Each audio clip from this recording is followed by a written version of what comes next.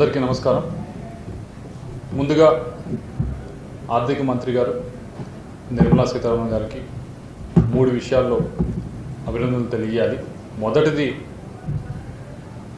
మహిళ ఆర్థిక మంత్రిగా 9 సార్లు భారతదేశానికి బడ్జెట్ ప్రవేశపెట్టడం అనేది అందరూ కూడా గర్వించదగ్గ విషయం. దానికి అభినందనలు తెలియజేసుకుంటా ఉన్నాను. రెండవది, ఏదైతే ముఖ్యమంత్రి గారు నారా చంద్రబాబు నాయుడు గారు చెప్తా ఉన్నారో, ఇక్కడ చెప్తా ఉన్నారు, ఢిల్లీలో వచ్చినప్పుడు కూడా ప్రతి వేదిక పైన కూడా ఆయన చెప్తా ఉన్నది ముఖ్యంగా ఆంటర్‌ప్రెన్యూర్‌షిప్ పైన, ఉద్యోగ అవకాశాలు కల్పించడం పైన దృష్టి పెట్టాలి, మ్యానుఫ్యాక్చరింగ్ పైన దృష్టి పెట్టాలి, ఎకనామిక్ స్టెబిలిటీ పైన దృష్టి పెట్టాలి. వీటన్నిటినీ కూడా ముందుకు తీసుకువెళ్ళాలి అంటే రిఫార్మ్స్ చేస్తేనే అవన్నీ కూడా ముందుకు వెళ్తాయని చెప్పి నారా చంద్రబాబు నాయుడు గారు గడిచిన 1.5 year నుంచి కూడా ప్రతి ఒక్క వేదికలో కూడా, ఢిల్లీ నుంచి ప్రతి ఒక్క వేదికలో కూడా చెప్తా ఉన్నారు. దాన్నే ఈరోజు బడ్జెట్లో ముఖ్యంగా ప్రస్తావించినందుకు కూడా ధన్యవాదాలు తెలియజేయాలి. అలాగే మూడవది, ముఖ్యంగా ఆంధ్రప్రదేశ్కి సంబంధించి ముందే చెప్పాము, అందరం కూడా పూర్వోదయ స్కీమ్ కింద ఎక్స్పెక్టేషన్ మాకు ఉంది అని చెప్పి, దాంట్లో భాగంగా ఈరోజు పూర్వోదయ కింద ఈస్టర్న్ స్టేట్స్కి అలొకేషన్ చేస్తున్నామని చెప్పి చెప్పడం కూడా జరిగింది. వీటితో పాటుగా ఆంధ్రప్రదేశ్కి సంబంధించి ముఖ్యంగా రైతుల గురించి మాట్లాడారు, అగ్రికల్చర్ గురించి మాట్లాడారు. అగ్రికల్చర్కి సంబంధించి కోకోనట్ అండ్ క్యాష్యూ ప్రమోషన్ పెంపొందిస్తాము కోస్టల్ ఏరియాస్లో అని చెప్పారు. ముఖ్యంగా ఆంధ్రప్రదేశ్ అందరూ తెలిసింది కోస్టల్ ఏరియా. అలాగే రెండవది, మన ఫిషరీస్ అత్యధికంగా భారతదేశం నుంచి ఎగుమతి అవుతున్న ఫిషరీస్ ఎక్కడైతే ఉన్నాయంటే ఆంధ్రప్రదేశ్లో, దాని గురించి చాలా ముఖ్యంగా ఈరోజు ప్రస్తావించినందుకు ఆమెను అభినందించాలి. అలాగే వీటన్నిటితో పాటుగా ఈరోజు ఆంధ్రప్రదేశ్కి సంబంధించి అనౌన్స్ చేసిన వాటిలో ముఖ్యమైనది రేర్ ఎర్త్ మినరల్స్ కారిడార్ అనేది ఈరోజు ఆంధ్రప్రదేశ్కి అనౌన్స్ చేయడం జరిగింది. ఆంధ్రప్రదేశ్లో తెలిసిందే మా అందరికీ కూడా రేర్ ఎర్త్ మైనింగ్ అనేది ఎంత క్రూషియల్ అనేది ఈరోజు ప్రతి ఒక్కటి కూడా మన మొబైల్ ఫోన్స్ నుంచి అన్నిటికి కూడా అవసరమైన ప్రతి చోట కూడా రేర్ ఎర్త్ మినరల్స్ వాడుతూ ఉన్నారు. దాని గురించి మిగతా దేశాలు కూడా ఎంత పోటీ పడుతున్నాయి. అటువంటిది ఆంధ్రప్రదేశ్లో ఇప్పుడు 10-15 సంవత్సరాల నుంచి కొద్దిగా చిన్న స్థాయిలో జరుగుతూ ఉంది. దాంతోపాటుగా ఇంకొక రేర్ ఎర్త్ మినరల్స్ ఉన్నాయని చెప్పి సైట్స్ను కూడా ఐడెంటిఫై చేయడం జరిగింది. దాదాపు 10-12 సైట్స్, 3 కూడా ఆప్షన్ చేయడం కూడా జరిగింది. దాన్ని పెంపొందించడానికి రేర్ ఎర్త్ మినరల్స్ కారిడార్ ఈరోజు రూపొందించడం అనేది, దీని ద్వారా ఎంతోమందికి ఉపాధి వస్తుంది రాష్ట్రంలో, దీన్ని ప్రతిపాదించారు.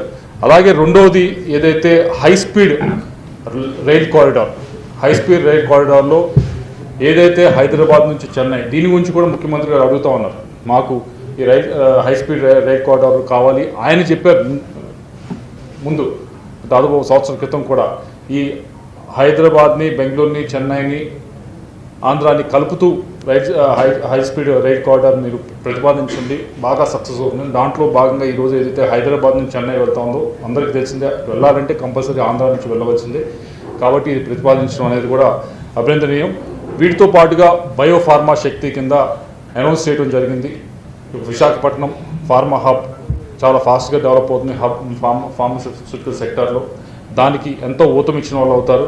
డేటా సెంటర్స్ మిగతా అందరూ కొద్దిగా స్లోగా ఉన్నా కూడా మిగతా రాష్ట్రాలు, ఆంధ్రప్రదేశ్లో గూగుల్ డేటా సెంటర్ వచ్చింది, హైయెస్ట్ ఇన్వెస్ట్మెంట్ పెట్టారు అంటే దానికి ముఖ్యమైన కారణం ముఖ్యమంత్రి గారు చంద్రబాబు నాయుడు గారు. ఆయన దాన్ని ప్రతి మినిట్ కూడా దాన్ని ప్రతి స్టేజ్లో కూడా దాన్ని ఫాలోఅప్ చేసి దాన్ని తీసుకొచ్చి ఈరోజు పెట్టి ఒక ఆదర్శంగా నిలిచారు. ఇదిగో ఇలా చేయొచ్చు అని దాన్నే ఆదర్శంగా తీసుకొని ఈరోజు కేంద్ర బడ్జెట్లో కూడా దేశంలో డేటా సెంటర్స్ ఇంకా రావాలి, ఆంధ్రప్రదేశ్ తీసుకొని వచ్చింది అంటే ఇంకా ఎక్కువ రావాలి.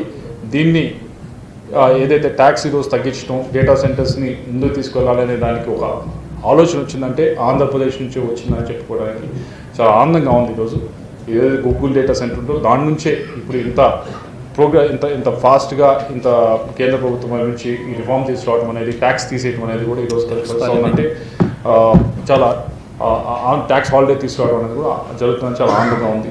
వీటితో పాటుగా కంటైనర్ మ్యానుఫ్యాక్చరింగ్ కోస్టల్ ఏరియా మళ్ళీ ఆంధ్రప్రదేశ్ దీని నుంచి అడ్వాంటేజ్ తీసుకోబోతా ఉంది. మెగా టెక్స్టైల్ పార్క్, టెక్స్టైల్స్ గురించి ఈరోజు చాలా అత్యధికంగా ఆర్థిక మంత్రి గారు మాట్లాడారు. టెక్స్టైల్స్కి సంబంధించి, కాటన్కి సంబంధించి హైయెస్ట్ కాటన్ కల్టివేషన్ ఎక్కడ ఉంది, వన్ ఆఫ్ ద హైయెస్ట్ ఎక్కడ ఉందంటే ఆంధ్రప్రదేశ్ నుంచే ఉంది. రెండోది కాటన్ కల్టివేషన్తో పాటుగా స్పిన్నింగ్ మిల్స్ కానీ జిన్నింగ్ మిల్స్ అత్యధికంగా ఎక్కడ ఉన్నాయంటే వన్ ఆఫ్ ద స్టేట్ ఆంధ్రప్రదేశ్లో ఉన్నాయి. దాన్ని నెక్స్ట్ స్టేజ్కి తీసుకెళ్లాలంటే ఈ టెక్స్టైల్ హబ్స్ తీసుకొస్తే, మెగా టెక్స్టైల్స్ హబ్స్ తీసుకొస్తే బాగుంటుందనే ఉద్దేశంతో ప్రతిపాదించడం జరిగింది. మేము అడుగుతా ఉన్నాం లాస్ట్ 1.5 year నుంచి కూడా. ఎందుకంటే లాస్ట్ గవర్నమెంట్లో మెగా టెక్స్టైల్స్ హబ్స్ వచ్చినప్పుడు తెలంగాణకి వెళ్ళింది. ఆ రోజు ఆంధ్రప్రదేశ్ తెచ్చుకోలేకపోయాం. వీళ్ళు ఏదైతే ఛాలెంజ్ మూడ్లో ఆ రోజు ప్రెజెంట్ చేసుకోలేకపోయారు. కానీ ఈరోజు ఈ మెగా టెక్స్టైల్ హబ్ ఇప్పుడు ఆంధ్రప్రదేశ్కి మేము తెచ్చుకోబోతా ఉన్నాం. 5 ఒకటి మాకు ఆంధ్రాకి వస్తుందని చెప్పి మీ అందరికీ కూడా తెలియజేసుకుంటూ ఉన్నాం. అలాగే అరకు గురించి, టూరిజంకి సంబంధించి అరకు గురించి మాట్లాడారు. అలాగే పులికాట్ సరస్సు గురించి కూడా మాట్లాడారు. టూరిజం గురించి కూడా ముఖ్యమంత్రి గారు చాలా ఫోకస్డ్గా పనిచేస్తూ ఉన్నారు. ఇది టూరిజం ఎకానమీ డెవలప్ చేయాలని, వీటిని కూడా మనం పెంపొందించాలని, దాంట్లో భాగంగా ఈరోజు అరకు అయితే, పులికాట్ అయితే ఈరోజు మెన్షన్ చేయడం అనేది ఆనందంగా ఉంది. అలాగే రీజనల్ మెడికల్ హబ్స్, మెడికల్కి సంబంధించి చాలా అత్యధికంగా మెన్షన్ చేయడం కూడా జరిగింది. మెన్షన్ చేస్తూ దీంట్లో గమనించవలసింది ఏమిటంటే మెడికల్ హబ్స్లో కూడా పీపీపీ మోడ్లో మేము ఇవ్వబోతా ఉన్నామని చెప్పి చాలా స్పష్టంగా కేంద్ర ప్రభుత్వం వైపు నుంచి ఈరోజు బడ్జెట్లో తెలియజేస్తున్నారు. పీపీపీ మోడ్లో ఏదైతే ఆంధ్రప్రదేశ్లో మెడికల్ కాలేజెస్ వీటి ముందుకు తీసుకువెళ్తా ఉన్నారో దాన్ని అనుసంధానంగా ఈరోజు మెడికల్ హబ్స్ని కూడా మేము డెవలప్ చేయబోతా ఉన్నాం అనేది ఈరోజు ఇది ఒక సందేశం ఇవ్వటం జరుగుతూ ఉంది. కాబట్టి ఇప్పటికన్నా ప్రతిపక్షంలో ఉన్నవారు దీన్ని గమనిస్తారని అనుకుంటా ఉన్నాను. అయితే ఈ మెడికల్ హబ్లో తప్పకుండా ఆంధ్రప్రదేశ్ సింహం ఒకటి వస్తుంది అనేది మీ అందరికీ కూడా తెలియజేసుకుంటూ, అలాగే వెటర్నరీ ఇన్స్టిట్యూట్స్ కానీ, అలాగే యూనివర్సిటీ టౌన్షిప్స్ కానీ, అలాగే వీటన్నిటినీ కూడా 5 యూనివర్సిటీ టౌన్షిప్స్ ప్రపోజ్ చేయడం జరిగింది. వీటిని కూడా మేము ప్రపోజ్ చేసాము ఆంధ్రప్రదేశ్ నుంచి. ఇది ఒకటి కావాలి మాకు. మీ అందరూ చూశారు, అమరావతిలో అత్యధికంగా ఒక ప్రదేశంలో యూనివర్సిటీస్ తీసుకురాగలిగామంటే లాస్ట్ 10-12 years నుంచి అత్యధికంగా ఒక దగ్గరికి వచ్చినాయి. కానీ అట్లాగే యూనివర్సిటీ టౌన్ని ఒకటి తయారు చేస్తే బాగుంటుంది ప్రపోజల్ కూడా జరిగింది. కాబట్టి ఇది కూడా మంచిది. అలాగే ఖేలో ఇండియా మిషన్ కింద క్రీడలకి ఇప్పటికే ప్రపోజల్స్ చాలా మటుకు పంపించాము. దాంట్లో భాగంగా ఈరోజు ఖేలో ఇండియా కింద కూడా చాలా మెన్షన్ చేయడం జరిగింది. వీటన్నిటిని కూడా ఏదైతే మేము అనుకుంటా ఉన్నామో, ఒకటి అగ్రికల్చర్ సంబంధించి, ఇరిగేషన్ సంబంధించి అనే సబ్జెక్ట్స్ గురించి, అలాగే ఇన్ఫ్రాస్ట్రక్చర్ గురించి.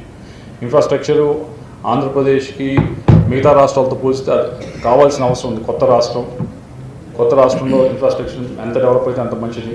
ఈ బడ్జెట్లో కూడా 12.2 lakh crores ఇన్ఫ్రాస్ట్రక్చర్కి అలొకేట్ చేయడం జరిగింది. దాంట్లో ఈసారి వీఆర్ కాన్ఫిడెన్స్ ఆంధ్రప్రదేశ్కి తప్పకుండా ఎక్కువ భాగం దీంట్లో, ఎలాగైతే అమరావతికి ఎక్కువ ఫండ్స్ వచ్చినాయో, ఎలాగైతే పోలవరంకి ఎక్కువ ఫండ్స్ వచ్చినాయో లాస్ట్ 1.5 year నుంచి, అలాగే ఆంధ్రప్రదేశ్కి కూడా ఈ ఇన్ఫ్రాస్ట్రక్చర్ ఫండ్ 12.2 lakhs అత్యధికంగా వస్తుందనే దాంట్లో సందేహం లేదు. తప్పకుండా వీటిలో ఎక్కువ భాగం ఆంధ్రప్రదేశ్కి వస్తుందని చెప్పి మీ అందరికీ కూడా తెలియజేసుకుంటా ఉన్నాను. ఫోకస్ ఏరియా మాది ఇరిగేషన్ మీద ఉంది. దాంట్లో పూర్వోదయాలో మెన్షన్ చేయడం జరిగింది. దాంట్లో ఇస్తున్నామని చెప్పి, అలాగే అగ్రికల్చర్ మీద ఉంది, ఫిషరీస్ మీద మాట్లాడారు, క్యాషూ నట్స్ మీద మాట్లాడారు, కోకోనట్స్ మీద మాట్లాడారు. వీటితో పాటుగా ఆంటర్ప్రినర్షిప్ మీద, ఇండస్ట్రీ మీద కూడా ఉంది. వాటిని కూడా కొంచెం మెన్షన్ చేయడం జరిగింది. టెక్స్టైల్స్ మీద ఉంది. వాటిని కూడా టెక్స్టైల్ హబ్ మేము ఇవ్వబోతా ఉన్నామని చెప్పి తెలియజేస్తున్నాం. లెదర్ ఇప్పటికే మేము కొత్త కంపెనీస్ని కూడా, ఎందుకంటే ఎంప్లాయ్మెంట్ రావాలన్నా ఎన్ని రావాలంటే లెదర్ హబ్స్ వస్తేనే మంచిది అనేది దాన్ని కూడా ఈరోజు మెన్షన్ చేయడం జరిగింది. కాబట్టి దీన్ని బడ్జెట్ని మేము అత్యధికంగా ఆంధ్రప్రదేశ్కి ఈ రాబోయే 1 yearలో కూడా అత్యధికంగా ఆంధ్రప్రదేశ్ దీని నుంచి లాభం తీసుకుంటుందని చెప్పి మీ అందరూ తెలియజేసుకుంటూ, మరొకసారి మీ అందరికీ కూడా ప్రత్యేకంగా ధన్యవాదాలు తెలియజేసుకుంటూ సార్.